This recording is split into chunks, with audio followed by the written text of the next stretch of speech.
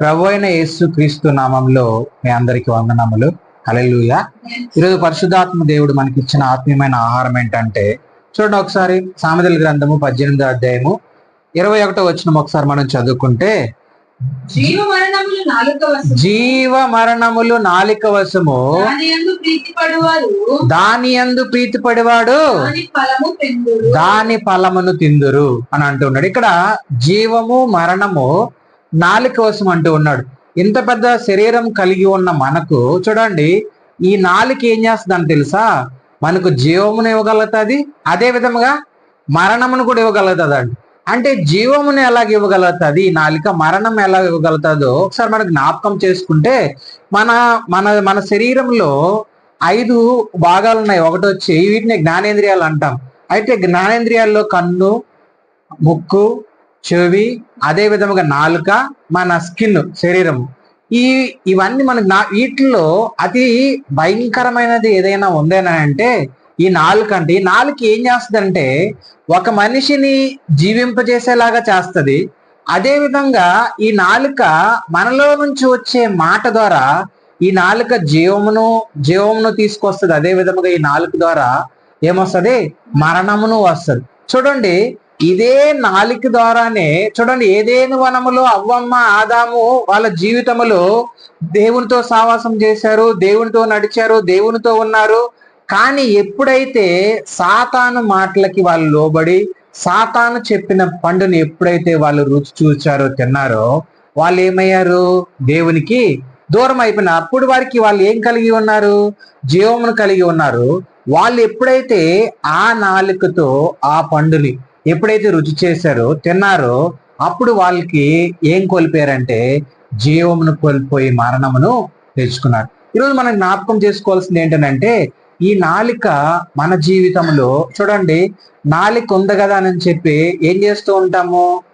ప్రతిరోజు ఏమంటే అది మాట్లాడుతూ ఉంటాము, ఏమంటే అవి అబద్ధాలు చెప్తూ ఉంటాము. అంటే మనం ఏమనుకుంటామంటే మనం మాట్లాడేదే నిజము, మనం చెప్పేదే సత్యమైనది, మనం మాట్లాడే మాటలు ఎదుటోళ్ళు మనం నమ్ముతూ ఉన్నారు కదా, మనం ఏం చెప్తే అవతలోళ్ళు అదే నమ్ముతారని అనుకుంటూ ఉంటాం. అయితే మనమల్ని చూచే దేవుడు ఒక ఆయన ఉన్నాడు. నువ్వేం మాట్లాడుతున్నావో, నువ్వు ఎలాగున్నావో, నువ్వు ఎలా జీవిస్తూ ఉన్నావో, నువ్వు ఎలా ముందుకు వెళ్తూ ఉన్నావో ఆయన కనుసనల్లో మనము ఉన్నాము. ఆయన మనల్ని పరిశీలిస్తూ ఉంటాడు, పరిశోధిస్తూ ఉంటాడు, పరీక్షిస్తూ ఉంటాడు. అయితే ఇక్కడ మనం జ్ఞాపకం చేసుకోవాల్సింది ఏంటంటే, చూడండి, జీవము మరణం అన్నాడు. ఎందులో ఉందంట? అది నాలుక వశం అంటూ ఉన్నాడు.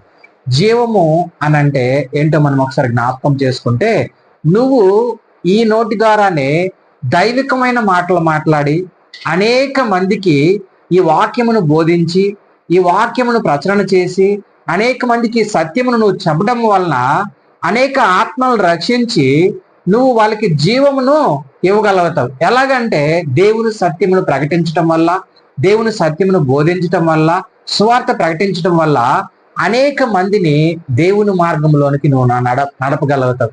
ఎందుకనంటే నువ్వు బోధించేది ఏంటి? ఆత్మ సంబంధమైనది, సత్యమైనది.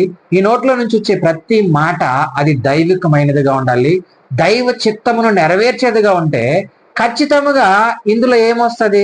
ఈ మాటల ద్వారా జీవమును వస్తుంది. హల్లెలూయా. జీవమును పొందుకోగలుగుతారు. అదేవిధంగా మనం జ్ఞాపకం చేసుకుంటే చూడండి, యెషయా 57:19 ఒకసారి చదువుకుందాం. యెషయా గ్రంథము 57 అధ్యాయము 19వ వచనం ఒకసారి మనం చదువుకుందాం. వారిలో కృతజ్ఞత బుద్ధి పుట్టించుచు దూరస్తులకును సమీపస్తులకును సమాధానమని చెప్పి నేనే వారిని స్వస్థపరచుదని యెహోవా ఏం చేస్తున్నాడు?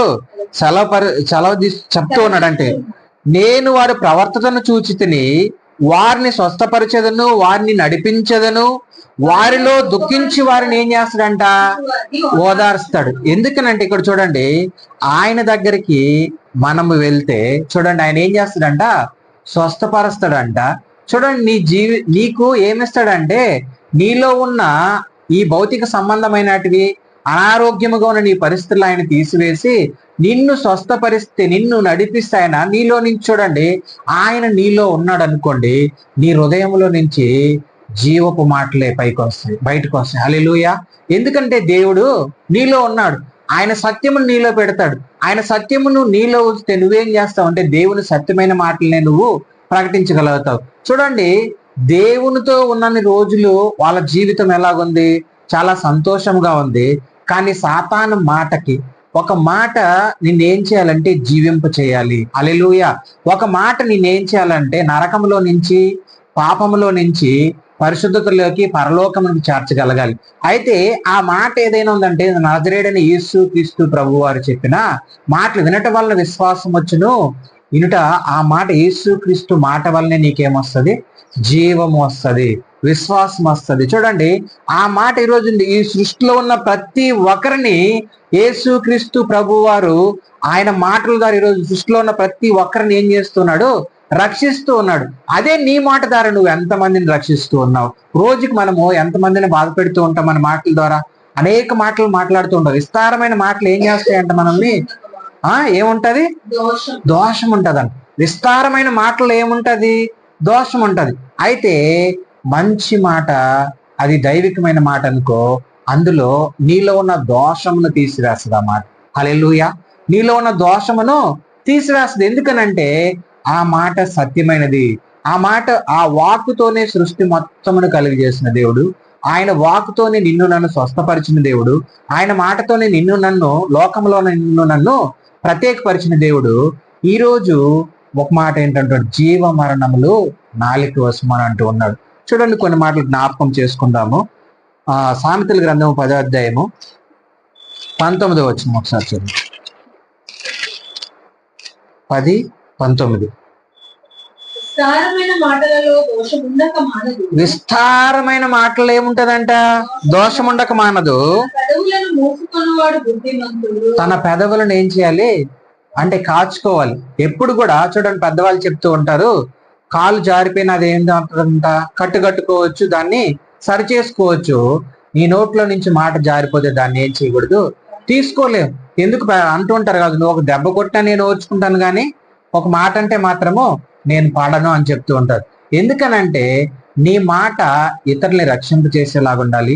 నీ మాట ఇతరుల్ని లోకం నుంచి తప్పించేలాగా ఉండాలి. నీ మాట ఇతరులకి ఆనందకరంగా ఉండాలి. నీ మాట ఇతరులకి శుభకరముగా ఉండాలి. నీ మాటలు ఇతరులకి దీవెనకరంగా ఉండాలి. నీ మాటలు ఇతరుల్ని మంచి మార్గంలో నడిపించే విధంగా ఉండాలి. హల్లెలూయా. ఇతరులను ఏం చేయాలి, మంచి మార్గంలో నడిపించే విధంగా ఉండాలి. నీ నాలిక ఎప్పుడు కూడా అది సత్యముని ప్రకటించాలి, సత్యమైన మాటలనే మాట్లాడాలంట. అదేవిధంగా ఇంకో చూడండి, కిందకి చదవండి, 10వ అధ్యాయం 20వ వచనం చదువు. చూడండి, నీతిమంతుడి నాలుక ఎలాగుంటదంట, ప్రశస్తమైనది. ఆ వెండిని చూడండి, ఎన్నిసార్లు కరగదీసినా కూడా ఆ వెండిలో ఏమొస్తుంది అంటే ఆ స్వచ్ఛదనం వస్తుంది, కానీ అందులో ఏదో కొంచెం కల్తీ ఉంటది. కానీ ఈ నీతిమంతుడు ఎవరు, యేసుక్రీస్తు రక్తంలో కడగబడిన నీతిమంతుడులో ఆయన నాలుక ఎలాగుంటదంట, ప్రశస్తమైనదిగా ఉంటది. ప్రశస్తమైన వెండి ఎలాగుంటదో మన కంటికి, అదే విధంగా ఆయన నోట్లో నుంచి వచ్చే ప్రతి ఒక్క మాట ఎలాగుంటది, ప్రశస్తమైనదిగా ఉంటది. ఈ మాట జీవింపజేయగలుగుతుంది, ఈ మాట రక్షించగలుగుతుంది, ఈ మాట నిన్ను దైవికమైన మార్గంలో నడిపిస్తుంది. హల్లెలూయా.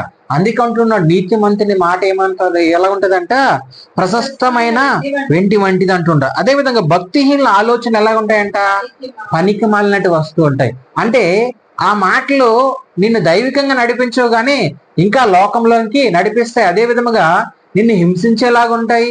అదే విధముగా నిన్ను ఏం చేస్తాయంటే నిన్నున్న స్థితి నుంచి ఇంకా దిగదార్చే విధముగా ఆ మాటలు ఉంటాయి. కానీ దైవికమైన మాటలు నేను సత్యమైన మార్గంలోనికి నడిపిస్తూ ముందుకు తీసుకెళ్తాయి. హల్లెలూయా. చూడండి, ఇంకా కిందకి మనం చదివితే, నీతిమంతుని పెదవులు, చూడండి, నీతిమంతుని పెదవులు ఏం చేస్తాయంట, అనేకులకి ఏం ఉపదేశిస్తుంది, మంచినే. చూడండి, ఆ మంచి ఎప్పుడు చూడండి, మనం కొన్ని మంచి మాటలు ఎవరికైనా మనం చెప్తే, దైవికమైన మాటలు మనం ఎవరికైనా చెప్పామనుకో, వాళ్ళు ఏమంటారు, మనోళ్ళ వీడు గొప్ప భక్తిపరుడు, వీడు ఏదో నాకు చెప్పేస్తూ ఉన్నాడు అని వాళ్ళు అనుకుంటూ ఉంటారు. కానీ నువ్వేం చేయాలంటే దేవుడు నీకు ఇచ్చిన తలాంతు ప్రకారము నువ్వు వెళ్ళిపోతూ ఉండాలి. అందుకే అంటూ నీతి మంతుని నాలుక ప్రశస్తమైన వెండి వంటిది, నీతి మంతుని పెదవులు అనేకులకి ఏం చేస్తుందంట, ఉపదేశము దేవుని సత్యమును ప్రకటిస్తూ ఉంటది. నీ ఉపదేశం ద్వారా అనేకులు దైవికమైన మార్గంలో నడవాలి, కానీ నీ ఉపదేశము అనేకులను బాధ పెట్టేలాగా ఉండకూడదు. నీ ఉపదేశము సత్యమును ప్రకటించి ఆత్మలు రక్షించే విధంగా ఉండాలి. కానీ చూడండి, నీ మాటలు చూడండి, నిన్ను ఆ ఆశీర్వాదమునకు కారణభూతులుగా ఉండటకు పిలువబడుతూ కానీ కీడుకు ప్రతి కీడు చేయుటకు నువ్వు పిలవబడలేదు అని చెప్తాడు పేతురు. అయితే మనం జ్ఞాపకం చేసుకోవాల్సింది ఏంటంటే, ఈ మాట నీ నోట్ల నుంచి వచ్చే మాట ఇతరులకి ఆశీర్వాద వచనముగా ఉండాలి. హల్లెలూయా. ఇతరుల్ని రక్షింపజేసేదిలాగా ఉండాలి.